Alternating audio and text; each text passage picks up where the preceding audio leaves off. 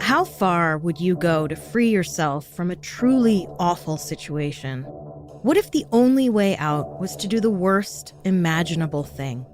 With no way out, would you resort to murder? Welcome to Strange and Unexplained with me, Daisy Egan. I'm a writer and an actor and a huge advocate of people being able to get out of abusive situations without having to resort to murder. But I also understand why someone might feel like they've been driven to a point where they see no other way out.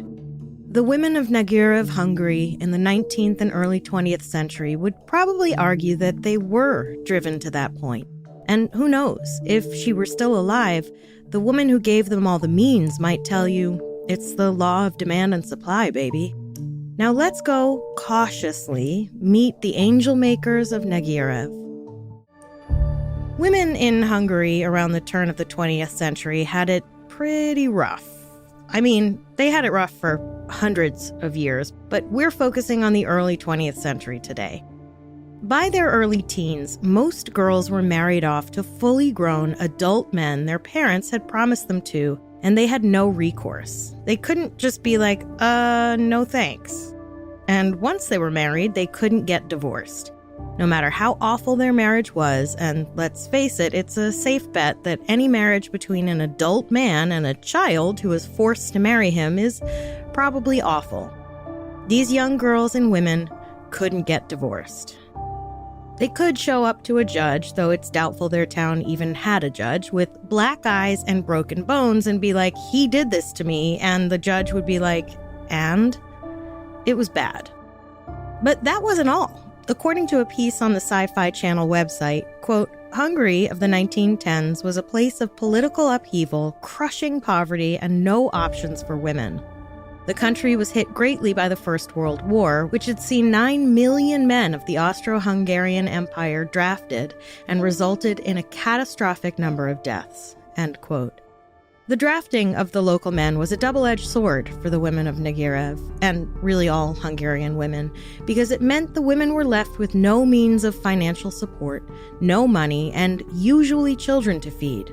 On the other hand, it also meant their husbands were gone, so that was a plus. And then, Negyrev, a small village in central Hungary, played host to Russian POWs during the war who were put to work in the fields, and the women started letting them work in their fields, if you know what I mean. They let these men park their cars in their garages, if you catch my drift. They played house, if you pick up what I'm putting down. They fucked, is what I'm saying. Allegedly, some women slept with a number of the POWs.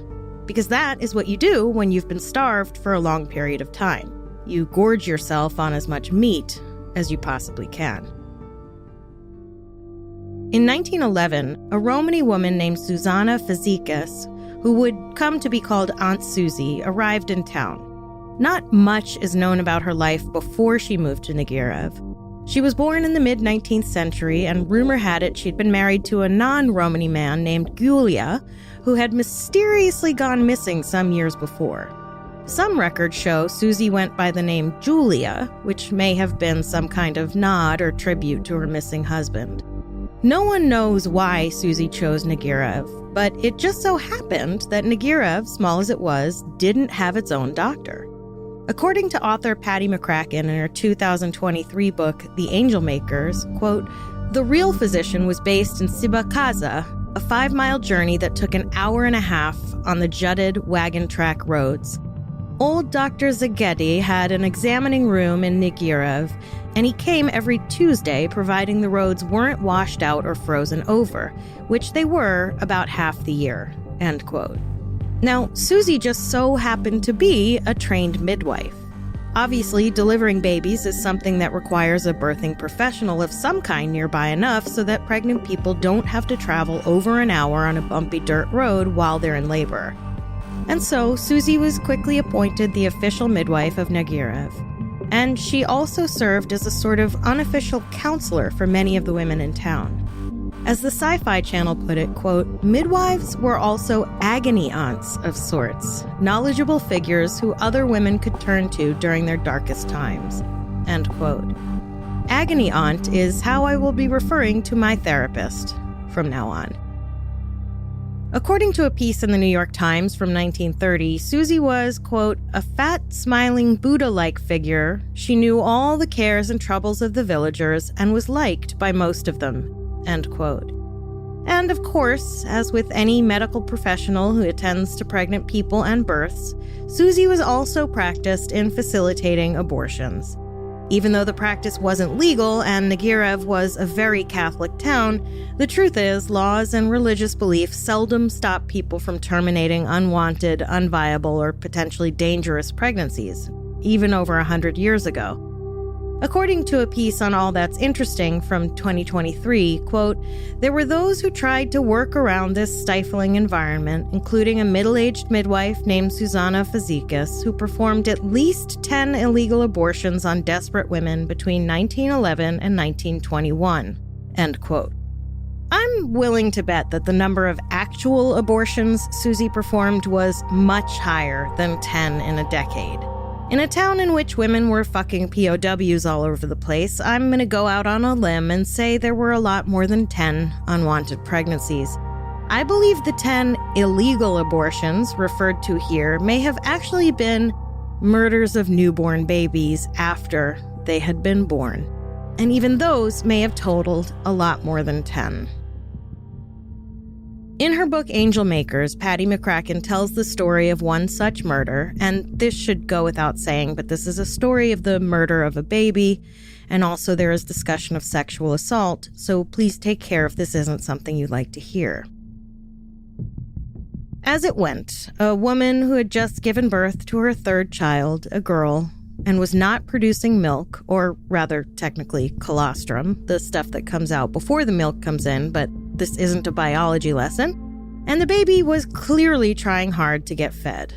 Quote, when it became clear there was nothing for her, that the well of her mother's bosom was dry, the baby unlatched from Anna's breast and exhaled angry cries of hunger and contempt. This wasn't the first time Anna had let down one of her babies. Had she lived in Zholnok, she could have gotten milk from the free nursing market, but Negyrev had no such program in place for mothers. She had prayed it would be different this time, end quote. It's strange to me that there weren't any other new mothers around to help Anna either, but with very little food and a generally malnourished population, it's possible a lot of new mothers were having trouble producing milk. Quote, she had watched and waited for her breasts to become engorged with milk. When they had not, she had felt nothing but the fear of this moment. She looked at her baby, who was as red as a cherry and shuddering with rage. Plainly and impassively came the midwife's words. Do you want me to do something about the baby? The baby, Anna had decided, would be named Justina. Anna had not wanted to marry Louis. She had always felt afraid of him, and whenever she spotted him coming her way, she had tried to dodge him. Sometimes she would cross to the other side of the street or slip into a shop and wait for him to pass. That she didn't shout at him and smack him like the other women he hunted seemed to him an invitation, end quote. So, just to be clear, this guy would make unwanted sexual advances on not just his wife, but other random women as well. And in truth, the only reason the other women probably felt emboldened to fight him off was because they weren't married to him. It's pretty obvious that women in this town were made to understand that they were their husband's property. Quote, Anna never felt able to fend off anyone, so when she found herself alone with him, she hadn't known what to do. Suddenly, there was his mouth pressed hard on hers, prying open her lips so his sour tongue could roam around hungrily inside. Before long, he pushed himself against her. He was so heavy on her that she felt she couldn't breathe. She only wanted it all to be over with. She floated up, out of her body, into the clouds, drifted like a balloon into the atmosphere, when she was quite suddenly and violently yanked back by the sharp pain she felt as he plunged into her. The infant looked so much like Anna's two other children, it was as if Anna were holding one of them again, and in this moment she realized that no matter how hard her baby tried, she would never be able to extract a drop of milk from her mother's empty bosom. The answer to the midwife's pointed question came to her. I don't care, she said. Anna lay back on the sackcloth while Auntie Suzy busied herself. End quote. Let's put a pin in this response. We'll discuss it in a bit. Quote, the midwife waddled to the kitchen and found a sugar cube and a small cup the villagers used to drink their strong Turkish-style coffee. Auntie Suzy poured in a bit of water from a standing pitcher she found on the table. She plopped in the cube of sugar, then reached into her apron pocket and pulled out her glass vial. She pulled away the white paper and plucked the wooden stopper from the vial. She dropped a tiny amount of the potion into a teaspoon and mixed it in with the sugar water. She padded back into the living room. Auntie Suzy dunked her finger into the mixture and swirled it around, then lifted her finger out and dabbed the potion onto the newborn's tongue and lips. Justina's skin was blue. Her tiny lips, briefly crimson, were now the color of midnight. For 3 days she had screamed her siren of ire, but no mews or whimpers had escaped her little moon of a mouth in the last hour. Since the moment of her arrival, she had kept her half-pint body clenched so tight it quivered, as if electrified by indignation. She had knotted her hands into wee balls of red fury and held them to her cheeks like a boxer in retreat. Now, in defeat, her body lay drained, and when her hands unfurled, Anna could see the faint lines of the infant's life traced across her palms. Anna heard the tinny chime of the church bells announcing the time. As the hour moved past 6 o'clock, Justina's heart stopped beating. End quote. Aunt Suzy and 2 women McCracken identify as her daughter and sister, Lydia and Marie, dug a grave for the baby and kept watch for any unwanted witnesses. Quote, the women dug until their shovels clanked hard against the surface they were looking for. Auntie Suzy leaned into the shallow hole and brushed away as many worms and as much soil as she could from the grimy wooden planks buried there. The midwife had kept her ear tuned to alert her to the presence of passers-by, but heard no one. Certain they were alone, she reached into one of her wicker baskets and withdrew a tightly wrapped bundle. In her other basket was a freshly made, unsealed wooden casket. It was so small that it looked like it had been made for a doll. The midwife had arranged for it to be made. She placed the bundle inside the casket and hastily nailed it shut. Each woman grabbed a side of the tiny coffin. They lowered it into the hole until it rested evenly atop the wooden planks. They held their breath against the stink of mold and rotting pine that rose up between the slats, for underneath the rotting plank was another tiny casket which held the remains of Justina's brother. The boy had been born 3 years earlier, premature and half alive, according to Anna. She had not a drop of milk to feed him either, and had watched as he withered to bone. After 3 weeks, he went to sleep and never again awoke, which is when Auntie Suzy had come to take him away. End quote. The lethal liquid Aunt Suzy had mixed with sugar water and given to the baby was homemade arsenic, which she'd made by boiling vinegar and flypaper. The result was a milky liquid that was odorless and nearly undetectable. So much so that Aunt Suzy bragged that 100 doctors wouldn't be able to detect it in the body. But here's the thing. If there are enough changes in the birth and deaths registry of a town, someone is bound to come along and notice it. And notice it, someone did. In 1920, the one local doctor who only made it to the town very occasionally was replaced by his son, Dr. Kalman Szegedy Jr., whose first order of business was to go over those very records, which he did, apparently, in front of Aunt Suzy and a police officer. Suzy couldn't read, but her hackles went up when she noticed the good doctor lingering a little too long in what was clearly the birth registry. According to McCracken, quote, the doctor had discovered a pattern in the birth logs. First, he had detected a high rate of stillbirths. Upon further investigation, he realized that an alarming number of village couples had only 2 children, a boy and a girl. The doctor had learned the troubling method of family planning in Negyrev. He was sure that upon parents seeing the sex of the newborn, lives of unwanted babies were terminated after birth. Not coincidentally, the system seemed to have begun at the time Auntie Suzy became the village's official midwife. End quote. The poison may have been nearly undetectable, but the math wasn't. So the doctor asked Suzy if she had been killing babies, and Suzy was basically like, yes, and you're welcome. As far as she was concerned, everyone should have known by then that midwives' jobs involved not just helping deliver babies, but also helping to terminate pregnancies.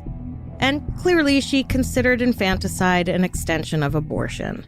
As McCracken explains it, quote, "It was her obligation," she explained to the men, "to help couples have practical families, not more than 2 mouths to feed, 1 dowry to pay, 1 dowry to receive, and only 1 heir to the property, usually a male." She maintained that she provided a critical service to the poor peasant families in the village, possibly something the upper classes could not appreciate, end quote. But Suzy hadn't invented this practice, and she certainly wasn't alone in the practice. As journalist Gabor Gianni explained in a piece for the Rubicon from 2009, translated from Hungarian, quote, "In the case of infanticide, the motivation was conscious birth control. The desire for birth control, which sometimes appeared in villages at the time, was difficult to solve. So it seemed obvious to revive the long-standing tradition of infanticide. In cities, especially in Budapest, illegal abortion performed by doctors is the most common way of limiting the number of children at this time. In the village, the midwife played the main role in this field, who sometimes even assisted the parents in the arsenic murder," end quote. Suzy explained to the doctor and the police officer that what they called baby killing, she called angel making. She said, "I am an angel maker." Potato, potato. In January of 1923, Aunt Suzy stood trial on 9 counts of performing illegal abortions, and despite having confessed and explained how she treated her patients, she was acquitted. No one really knows how she managed that one. Essentially, she was like, yes, I did this highly illegal thing at least 9 times, and the judge was like, you know what? I know she's guilty, but I don't know. I just kind of like the cut of her jib.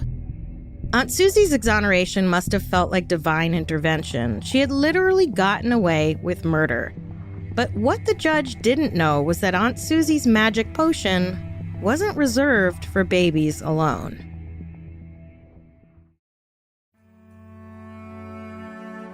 Before her trial in 1923, Aunt Suzy had already started helping women rid themselves of more than just unwanted pregnancies and babies. Once World War I was over, the men who'd survived came home, much to the consternation, I would imagine, of a lot of their aggrieved wives who had not only gotten a respite from their unwanted marriages, but had also been having a good time with the POWs. And if these women had been underwhelmed, to say the least, by their husbands before they went off to war, now many of the men in Negyrev were also suffering from the physical, mental, and emotional wounds of war. And of course, not every husband was abusive to begin with, but for those who were, adding PTSD on top of an already violent and aggressive personality is a recipe for a pretty fucking unhappy existence. And those with significant physical injuries were now incapable of working and providing for the family, so many of the women in Negyrev were now tasked with caring and providing for not just their children, but their infirmed husbands who they didn't want to be married to in the first place. Plus, not for nothing, but I would imagine more than a few of those men came home to find children who couldn't have been theirs, calling their wives mama. That is, at least the children who Aunt Suzy hadn't made angels. As Aunt Suzy continued in her unofficial capacity as the town's therapist, or agony aunt, she was privy to a lot of complaints about violent and brutal husbands. Aunt Suzy's answer? If there's a problem with him, I have a simple solution. Aunt Suzy began selling her special flypaper tonic to any woman who came to her with a complaint about her husband. According to a piece from the Ogden Standard Examiner from 1930, quote, she sold them the arsenic-imbued liquid, half a tumbler full, which would suffice to kill 5 horses, or an unfortunate trusting husband or brother. If a doctor were called in from a neighboring town and he prescribed any medicine, the best thing to do was to pour the fly-tox arsenic into it. Whose fault if the prescription didn't agree with the patient and he died half an hour after taking it, or maybe several days later. For years, this horrible nightmare continued. The ignorant, hard-hearted, greedy peasant women were the tools of Zsuzsanna Fazekas and paid her in land, in money, and in grain. End quote. So much to unpack there, strangers, and I'm gonna get to it. But for now, I'll just say, greedy peasant women, good golly. But you know what they say, if you're willing to murder babies, pretty soon anyone is fair game.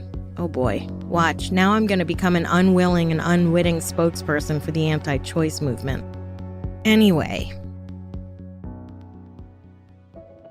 In 1917, a woman named Maria showed back up in Negyrev. She'd been run out of town a few years earlier for having an affair. She had somehow managed to score herself a divorce, though on what grounds I don't know. Perhaps he filed for divorce on the grounds that she'd cheated on him? Divorce was sort of just becoming an option for the people of Hungary at the time. After about a decade in exile in another village, Maria managed to meet and marry a man named Michael Kardos in Negyrev, and she came back. According to Patty McCracken, quote, Michael was as well liked as anyone had ever been in Negyrev. He had been a popular judge years before, and nearly everyone considered him a friend.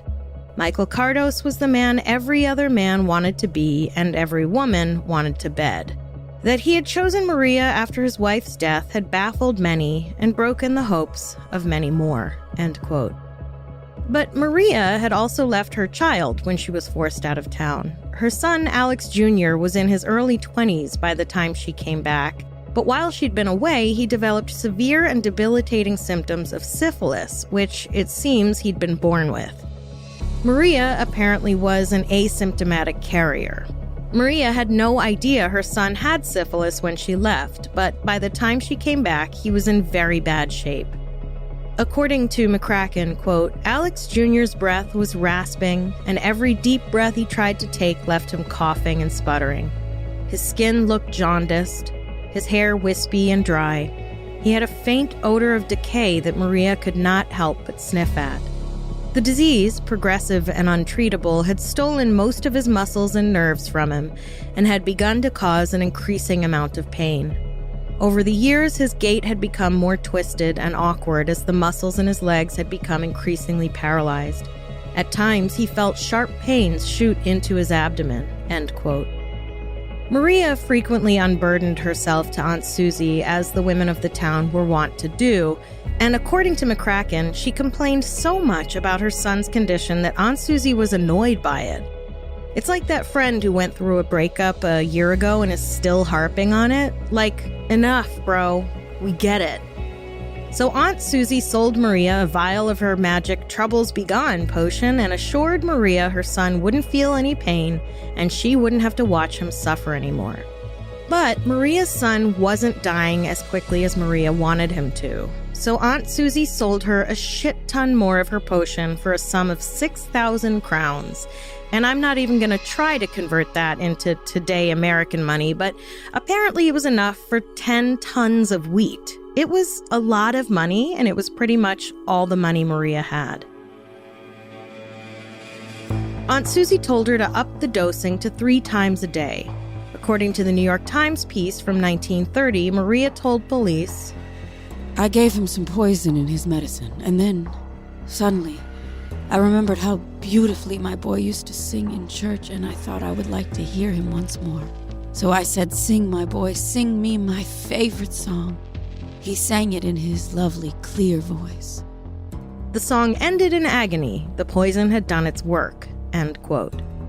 When the town bell ringer came by to pick up the body and record the official cause of death, Aunt Suzy told him Alex Jr. died of consumption. According to McCracken, the bell ringer rang his bell through town, calling out, Alexander Kovacs Jr., the son of the deceased Alexander Kovacs Sr. and Maria Sendy, has died this morning at the age of 23.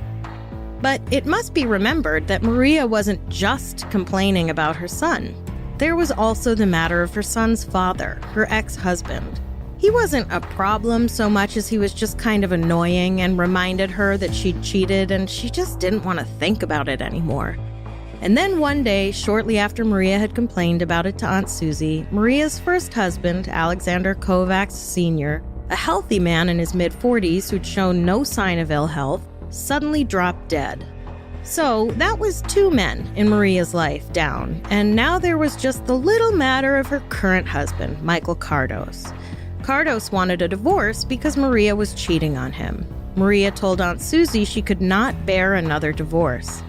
Aunt Suzy gave her this one for free.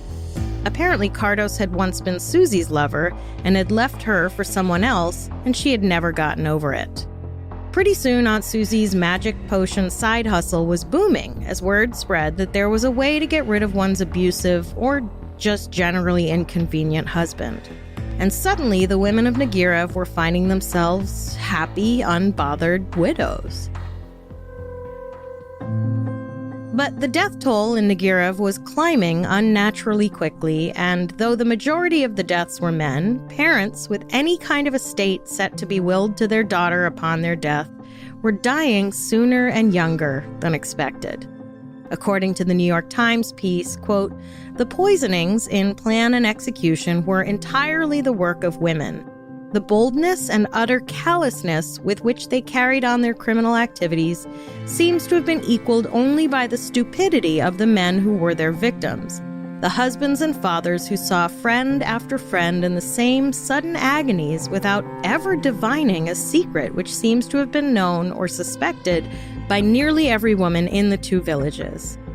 And then, for 20 years, long death strode month after month through the village streets, unnoticed by the law. A husband would be seized after he had eaten his midday lunch in the fields, a son on his birthday, an old mother after she had spent a day in her daughter's house. The Messalinas of Negyrev were able to change husbands and lovers at will. Aunt Suzy charged the equivalent of $25 to $80 for each lethal dose, according to the circumstances of the purchase. How did the murders go so long unpunished? Though the women of the village must have had at least some inkling of the dreadful dream that played before their eyes, they kept silent. Many of them were bound together by the dark threads of guilty knowledge. Others, perhaps, by the reflection that the day might come when they, too, would be glad to avail themselves at the same means." End quote. Finally, in April of 1929, a local prosecutor received an anonymous letter that read, "This is Nagyrev's open secret, and many women are involved. Men continue to die, and the authorities are doing nothing. The poisoners are carrying on their work undisturbed. This is my last attempt. If this fails, there is no justice." And in July of that year, a nurse was caught pouring poison into a glass of wine. According to a piece in the American Weekly from 1929, quote, "The police quietly took the widow Jabo to the neighboring large town of Zholnak, where the police judge soon drew the facts from her.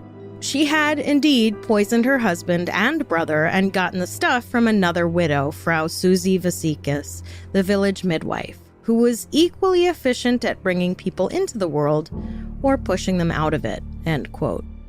Woman after woman caught in this scheme pointed back to Aunt Suzy, and 12 other women were implicated in the affair as well, like Jesus and his 12 apostles. And despite nearly everyone pointing the finger at Suzy, over 2 days of questioning, she remained steadfast in her innocence and was let go for lack of evidence. But while she was being questioned, police took the opportunity to search her home, and wouldn't you know, they found her rather substantial stash of homemade arsenic hidden in the floorboards between the attic and the room below. They took samples for testing and commissioned a couple of officers to discreetly trail Aunt Suzy when she got back to town. Aunt Suzy laid low for a couple of days, but then went through town visiting her former customers, warning them not to talk. The officers surveilling her noticed that every single woman who she visited happened to be a widow. And then the exhumations began. Of the 50 bodies that were exhumed, 46 contained arsenic. Oops, am I right?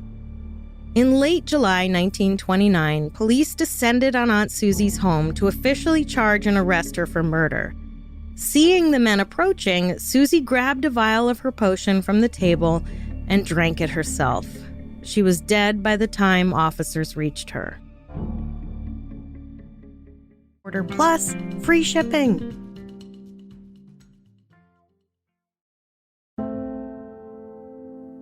By the end of 1929, a total of 162 bodies had been exhumed, all of which had arsenic in them.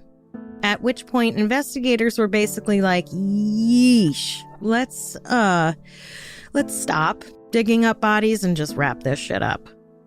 According to the piece in the Ogden Examiner from February of 1930, quote, after that, the authorities checked up on additional rumors, on records strangely kept in Suzanne's office, and within a short time, 100 widows were arrested, charged with murdering their husbands.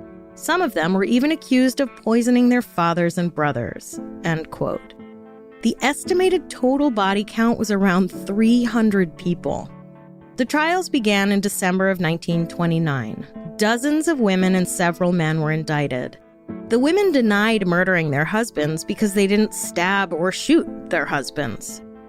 According to a piece in the New York Times from 1930, quote, the trials of the 34 peasant Borgias began in December. Many of them had confessed their guilt in the preliminary examination, but repudiated the confessions when they came to trial. The strangest part was the view they took, as shown in their stereotyped explanations. We are not murderesses.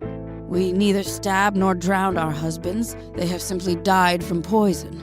It was an easy death for them and no murder. Murder seemed to them to involve bloodshed, and they had shed no blood, end quote. The actual number of those indicted, convicted, and tried vary from report to report, but by the end, according to the Sci-Fi Channel website, quote, eventually 8 of the angel makers of Negyrev were sentenced to death, but only 2 were executed.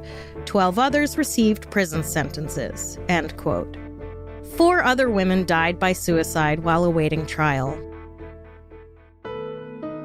One of the women sentenced to death was Maria Cardos, the woman who'd administered the poison to her son, her ex-husband, and her new husband. Just to give you a sense of how these women were treated by the press, the New York Times printed this about Maria. Quote, the women who had previously appeared had seemed to be poor and stupid peasants. Maria Cardos, accused of the murder of her own son and husband and the attempted murder of the husband of a friend, was obviously of a different type. She had more intelligent features, more correct accents, and fashionable garb, though these did not serve to moderate the crudity of the crime of which she was accused, end quote. Listen, I'm not saying these women deserve to be lauded or even respected, but this says a whole lot about how people feel about people without money. At the end of the day, Maria's intelligent features, correct accents, and nice clothes didn't save her. She was put to death on January 13th, 1931. There has been no shortage of theories over the years about what led these women to kill their loved ones. Frequently, the mere fact that they were peasants seems to be a satisfactory conclusion. Like, listen, poor people are just morally deficient. What can we say? The fact that these women seemed callous or even bored during their trials really gets under people's skin. We like our murderers to be contrite and remorseful, and when they aren't, we decide they are monsters who, through breeding or upbringing, are immoral, heartless creatures. These women are portrayed as uncaring, as, quote, ignorant, hard-hearted, greedy peasant women, end quote. We are meant to gasp and clutch our pearls when the exhausted mother with no milk in her breast tells Aunt Suzy, I don't care, when she offers to take care of the baby. And sure, it's awful. I am not suggesting that murder is an acceptable solution to one's problems. It isn't.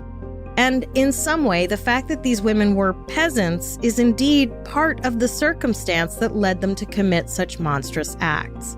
Not because peasants, as a social and economic class, are inherently amoral or more capable of unthinkable barbarity, but because when a people are oppressed for so long, when they are backed up against the proverbial wall with no escape, and the boot of their oppressors pressed firmly on their necks, they might end up resorting to the unthinkable just to survive.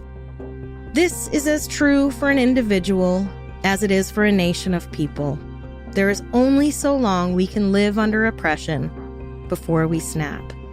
Please understand that I am not advocating for murder. I'm just saying that it might be wise to ask ourselves what circumstances drove a person to murder and what we might do to stop it from happening again. For example, I'm going to make an emergency call to my agony aunt, therapist, right now.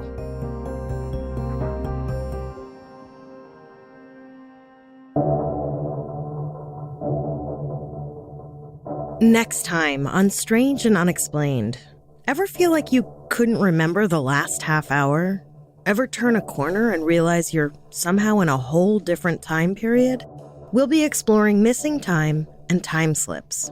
And for even more Strange and Unexplained, head on over to our Patreon, where you get 3 bonus episodes a month for just $5.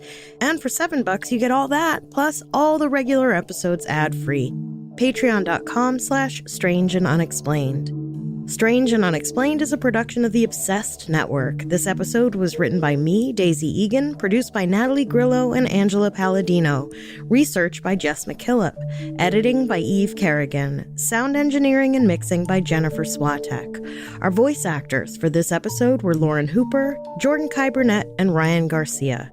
We have a lot of fascinating and bizarre stories to share with you this season, but we want to hear your episode suggestions as well.